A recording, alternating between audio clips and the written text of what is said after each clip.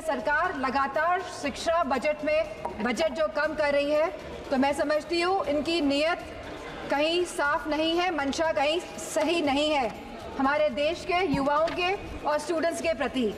वहीं आज हमारे देश का युवा निराश है, जहां निराशा संभव को भी असंभव बना देती है।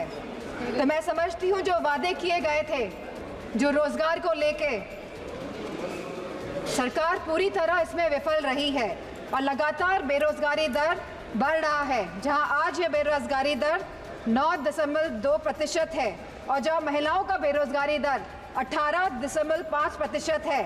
तो मैं समझती हूँ लगातार युवाओं का मनोबल गिराने का काम इस सरकार ने किया है और अग्निवीर जैसी योजना ला के इस सरकार ने नौजवानों का, युवाओं का, इस देश की प्रतिष्ठा का, सम्मान गिराने का काम किया है।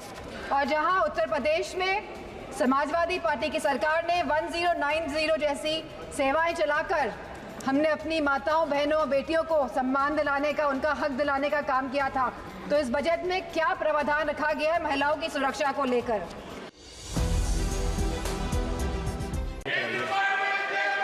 बजट पर सामान्य चर्चा। श्रीमती डिम्पल यादव जी। माननीय सदस्य श्रीमती डिम्पल यादव जी। माननीय सदस्य प्लीज, हमारी सम्मानित माननीय सदस्य बोल रही हैं। माननीय सदस्य डिम्पल यादव जी।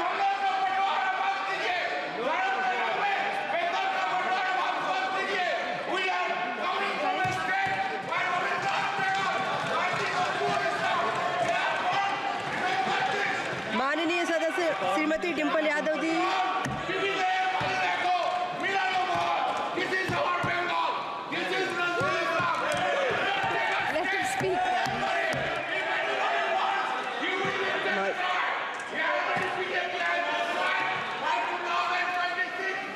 माननीय सदस्य डिम्पल यादव जी।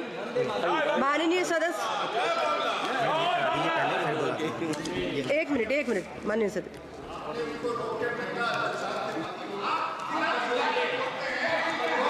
नियम 377 के अधीन मामलों को सभा पटल पर रखने हेतु माननीय सदस्यगण, नियम 377 के अधीन मामलों को सभा पटल पर रखा जाएगा।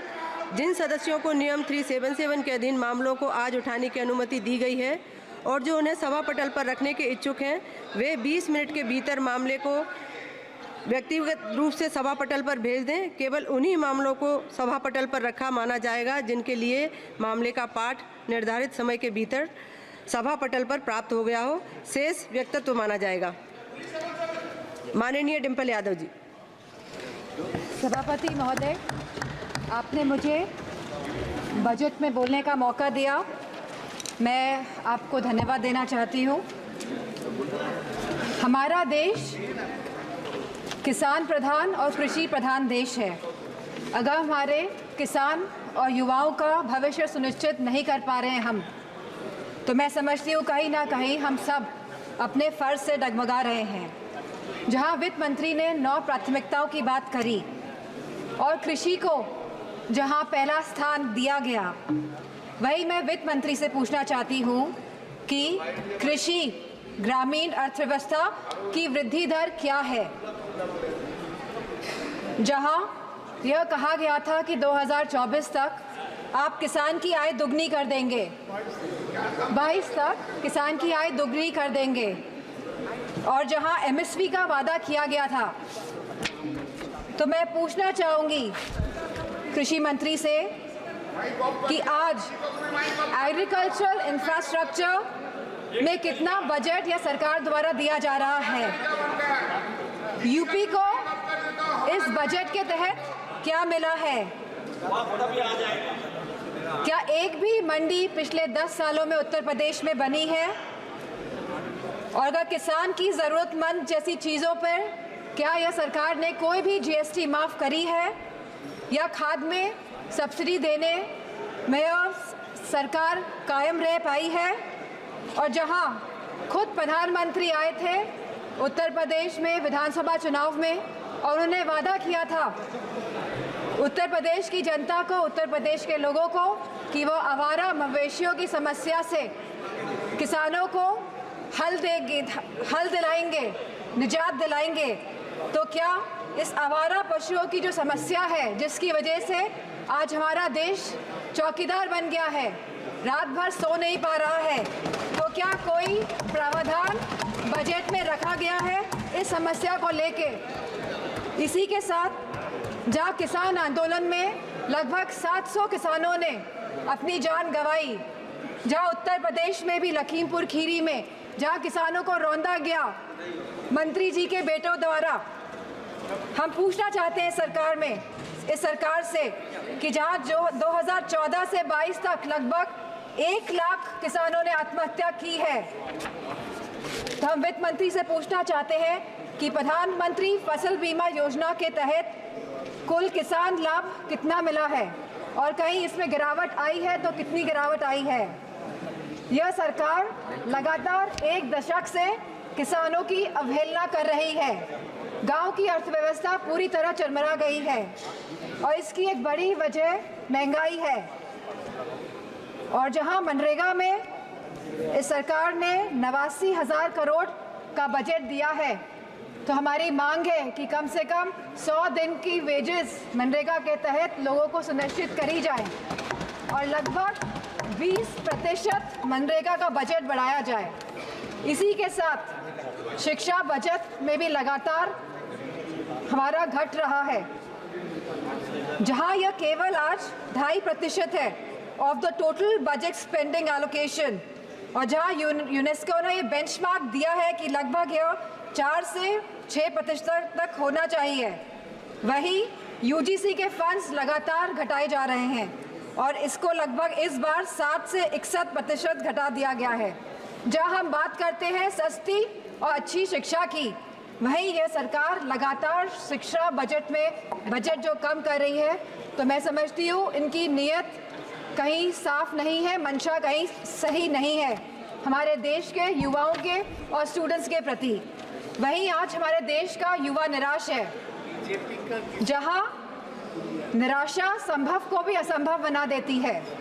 तो मैं समझती हूँ जो वादे किए गए थे, जो रोजगार को लेके, सरकार पूरी तरह इसमें विफल रही है और लगातार बेरोजगारी दर बढ़ रहा है। जहां आज ये बेरोजगारी दर 9.2% है और जहां महिलाओं का बेरोजगारी दर 18.5% है। तो मैं समझती हूँ लगातार युवाओं का मनोबल गिराने का काम इस सरकार ने किया है और अग्निवीर जैसी योजना ला के इस सरकार ने नौजवानों का, युवाओं का, इस देश की प्रतिष्ठा का सम्मान गिराने का काम किया है। जो सरकार सोशल जस्टिस की बात करती है, लेकिन आज भी यह सरकार जातिगत जनगणना से अपना मुंह मोड़ रही है, जहां अनुसूचित जाति जनजाति पर होने वाले अपराध लगातार बढ़ रहे हैं और उत्तर प्रदेश में यह अपराध नंबर 1 पे है।